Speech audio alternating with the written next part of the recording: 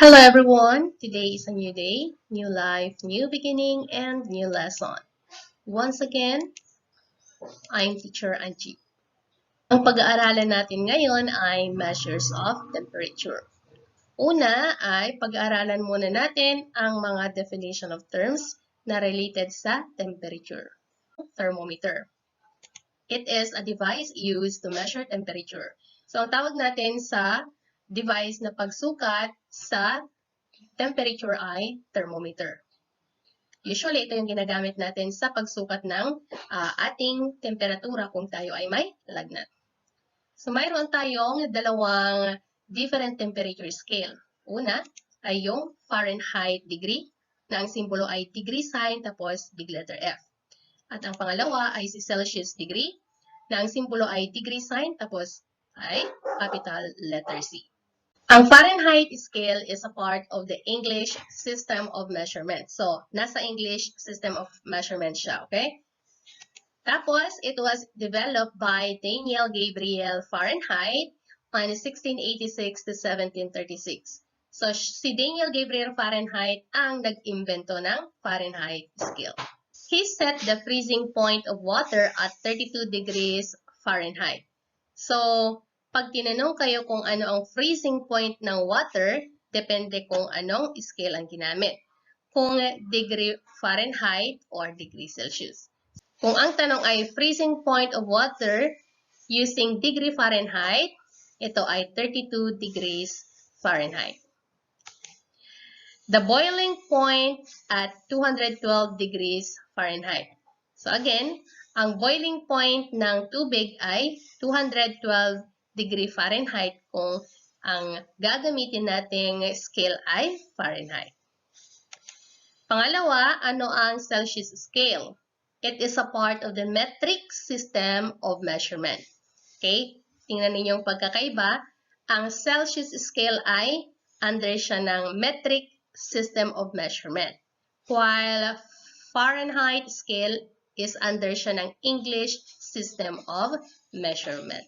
So, it was invented by Anders Celsius on 1701 to 1744. So, ang nag-imbento ng Celsius scale ay si Anders Celsius. He determined the freezing temperature for water at 0 degrees Celsius. So, ito na siya. Kung tinanong kayo kung ano ang freezing temperature ng tubig sa Celsius scale, ang sagot ay 0 degrees Celsius. Pero kung Fahrenheit ang gamit ay 32 degrees Fahrenheit. Next, the boiling temperature at 100 degrees Celsius under normal condition. So kung ang tanong ay boiling temperature ng tubig gamit ang Celsius, ito ay 100 degrees Celsius.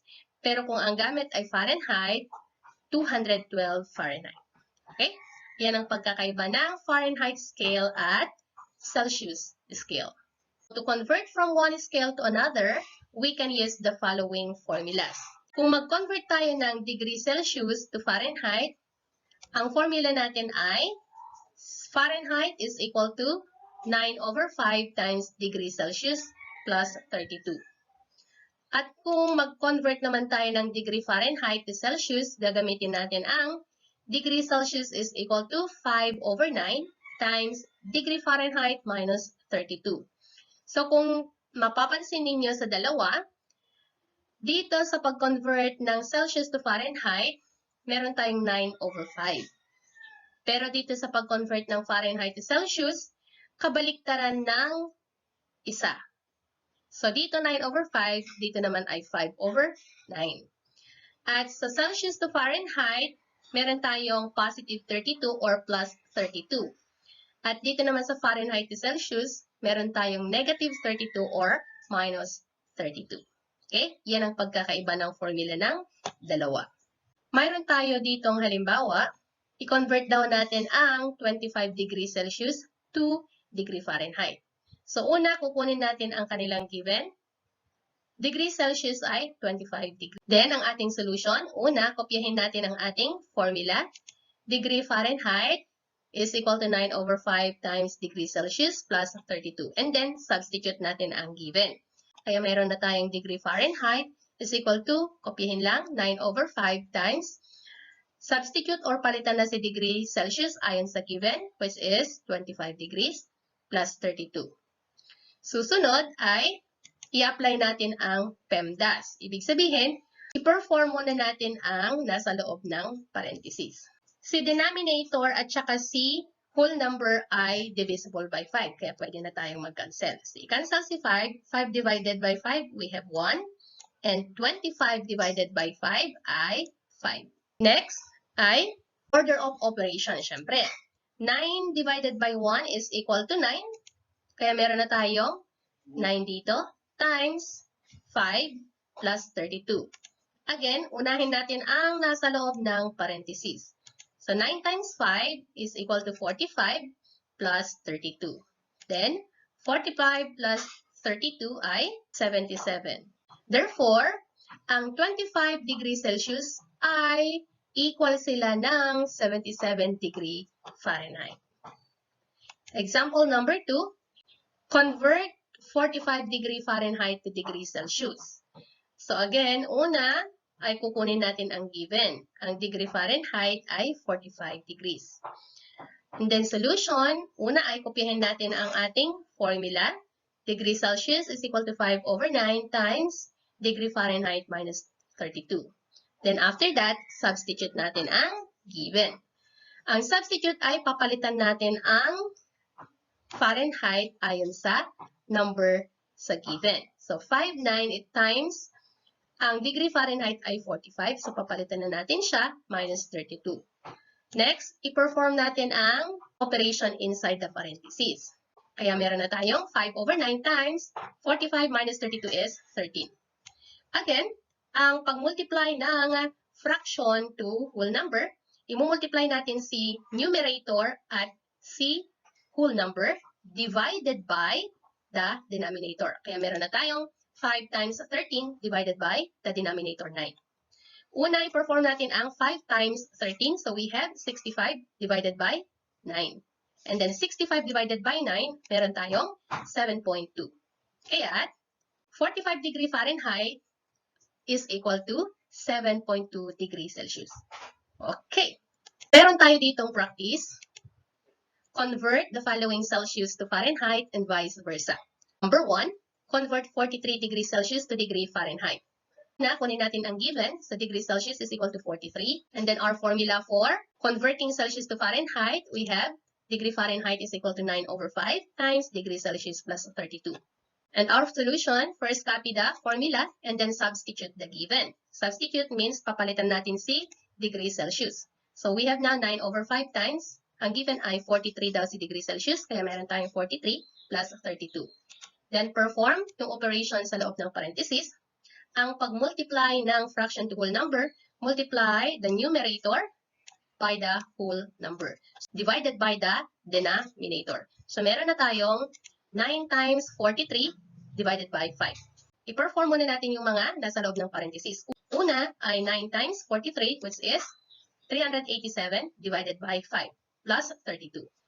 And then, yung nasa loob pa rin ng parenthesis, so 387 divided by 5, we have 77.4 and then plus 32. So 77.4 plus 32, we have now 109.4. Therefore, 43 degrees Celsius is equal to 109.4 degree Fahrenheit. Okay. Example number 2, convert 56 degree Fahrenheit to degree Celsius. Let's find first the given. Degree Fahrenheit is equal to 56. And then, ang formula natin sa pagkuha ng degree Celsius ay degree Celsius is equal to 5/9 times degree Fahrenheit minus 32. Tapos, ang solution natin, kopyahin muna ang formula. And then, pagkatapos, papalitan natin si degree Fahrenheit ayon sa given. So, we have now 5/9 times degree Fahrenheit is 56 minus 32. Pagkatapos ay, i-perform muna natin ang operation sa loob ng parenthesis. So, 56 minus 32, we have 24. And then, again, ang pag-multiply ng fraction to whole number, i-multiply natin si 24 or whole number at saka si numerator divided by the denominator. Kaya meron na tayong 5 times 24 divided by the denominator, 9. Una ay perform natin ang 5 times 24. So we have now 120 and divided by 9. So 120 divided by 9, meron na tayong 13.33. Therefore, 56 degree Fahrenheit is equal to 13.33 degree Celsius. Pareho lang ang sukat ng dalawang yan. Number 3, convert 63 degrees Celsius to degree Fahrenheit. Una, kunin natin ang given. Degree Celsius is equal to 63. And then for our formula, in getting degree Fahrenheit, we have degree Fahrenheit is equal to 9/5 times degree Celsius plus 32. And for our solution, first copy the formula and then substitute natin or palitan natin ang degree Celsius ayon sa ating given. So we have 9/5 times degree Celsius is 63 plus 32. Next, perform the operation inside the parentheses. In multiplying fraction to whole number, multiply the whole number to the numerator 9 divided by the denominator 5.